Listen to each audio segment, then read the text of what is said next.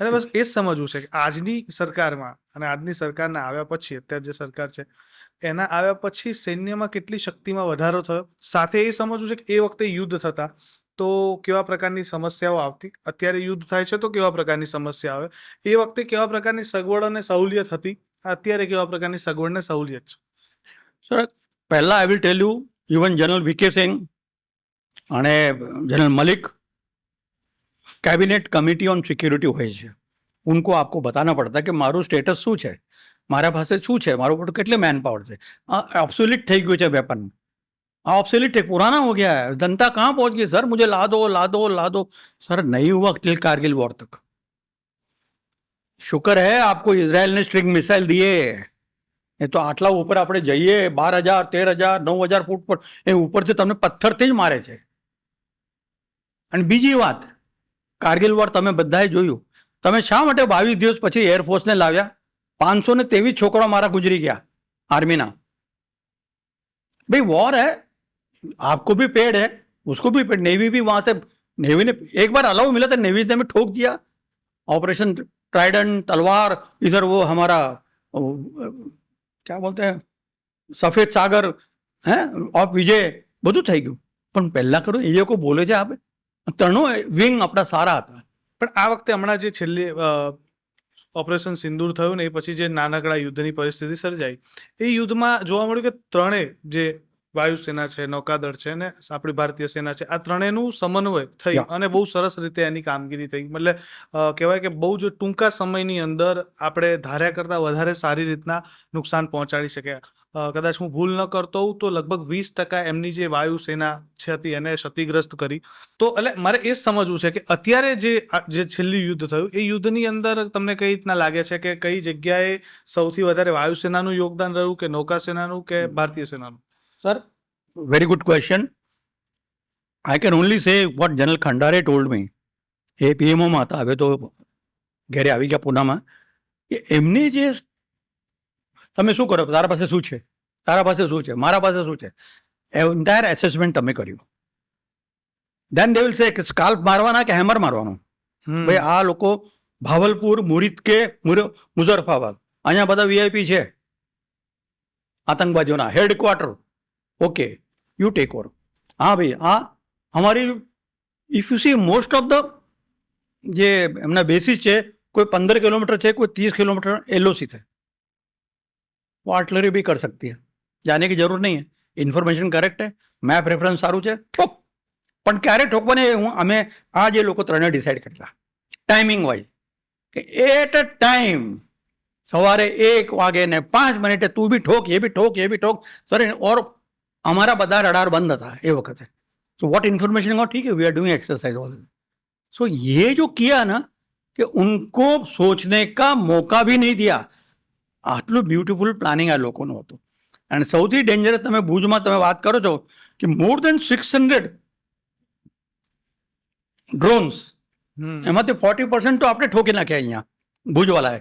એ અમારા આર્ટલરી, air defence આર્ટલરી, આ વડોદરામાં બેસે છે કમાન્ડિંગ ઓફિસર અહીંયા જ આપણે પાસે, એ પણ ગુજરાતી જ છે, ઢોલકિયા, મારો જ વિદ્યાર્થી છે કમાન્ડિંગ ઓફિસર. ત્યારે અમે બેસીએ ત્યારે ખબર પડે કે તું એ કામ કિયા બેટા કરીએ.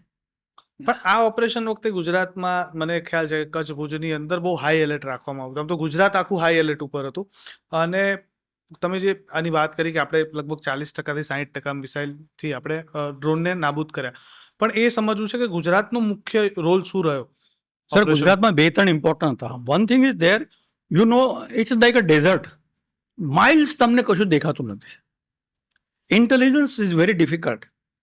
અને હું તમને ગર્વથી કહું છું કે જે આપણે, તમે જો 65 વોર કે 71 વોરમાં તમે સાંભળ્યું હશે, એક રણછોડરાય પાગી હતા, એનું નામ પાગી મૂક્યો, ફિલ્ડ માર્શલ માણેકશા. उसको હેલિકોપ્ટર से ઉઠા કે લેકે ગયા, એ ગભરાઈ ગયો હતો. પછી હેલિકોપ્ટર પછી નીચે આવ્યું. કેમ? તો મારી રોટી એને ભાખરી હતી, એના ભાખરીમાં પછી લસણ ને બધું અચાર હતું. તો એ કીધા ઠીક, उसको ले आ, क्या उसको નીચે ઉતારો, ले आओ. એ ફિલ્ડ માર્શલ માણેકશા જોડે બેસીને ખાયું એને, કે મેં બી સાલે તેરે સાથ ખાઉંગા. એના માટે स्पेशल अवार्ड આપ્યો એને. તો આ જે પાગી એવી કમ્યુનિટી છે કે દે કીપ વોકિંગ. इसके ऊपर पिक्चर भी आया हुआ है, ठीक है. ભુજ ફિલ્મની અંદર સંજય દત્તનો રોલ છે. હા, આપણે વિંગ કમાન્ડર કર્ણિક સાહેબ હતા વડોદરાના. એ તે એમાં અમે આપણે જ્યારે સાંભળીએ ને કે આપણને આ એને કેવી રીતે ખબર પડી કે આ બૂટ આપણા ઇન્ડિયનના નથી, સાહેબ એ કે સાથ ખચ્ચર ઘોડે બી હૈ, સાહેબ એમના પાસે જેટલું વજન ખુદ અંદર જાય એટલે સાહેબ 20 કે 30 म्यूल છે એમના, નીચે વજન જાય છે. बोला जब हमने स्टडी किया वहाँ पे, मैंने कहा यार see it is analysis day to day, is not a joke. એ માણસ વોઝ ઓથોરિટી કે સાહેબ આ તરફથી આ લોકો રાતે આવી ગયા છે, પછી પાછા ગયા છે, એટલા માટે અહીંયા રેકી કરીને ગયા છે, આપણી સાઈડ જોઈને ગયા છે.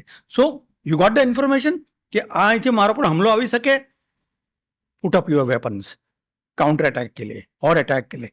That is very very important. Human intelligence यानी આપણે કહીએ આ લોકો કર્યું. पीछे जो उनका अपने गांव के जो पंच बोलते हैं, क्या सरपंच वगैरह बोलते हैं, जी सर मैन पावर देना 65 वॉर में, 71 वॉर में, कारगिल वॉर में, सर हमको लोडिंग अनलोडिंग करना पड़ता है, मार करके उठ के भाग के जाओ, मार करके उठ के गाड़ी को मार. उस वक्त कौन आता? ये छोकरा બધા લેડીઝ આવે છે સાહેબ લોડિંગ કરવા માટે, એમ્યુનિશન લોડિંગ કરવા માટે. આ ગામના સરપંચે this information is man power he has provided. અરે તમે એ વખત 10 માણસ બી મળે તો મારે જવાનને થોડી रिदम મળે, नहीं तो बेचारे ये तो 24 कलाक है. तो उसके बाद आपने देखा गुजरात में सबसे पहले रिकॉग्निशन मिला हुआ है हमारे चीफ मिनिस्टर ने कि भाई आप बहुत साરું કામ કર્યું છે. આપણું સિંદૂર વન પણ બનાવ્યું છે ત્યાં, બ્યુટીફુલ. अगर टाइम मिलता है आप जाओ भुज में, ब्यूटीफुल सुंदर वन म्यूजियम बनाया हुआ है, worth watching. It has become a tourist spot now. तो ये गुजरात का बहुत बड़ा इंपॉर्टेंट रोल था. Otherwise it's a barren land. Sir એક બાયનાક્યુલર છે, મોટી બાયનાક્યુલર છે, તમે 3 કિલો જોઈ શકો છો, નાની છે તમે 700 મીટર.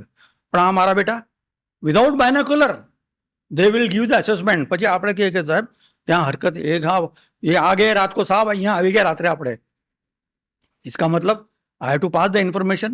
અહીંયા રાત્રે આવી ગયા, इसका मतलब साला आके वो गे रेकी करके गया. કેટલા હશે સાહેબ? 15 થી 20 तो खरा જ.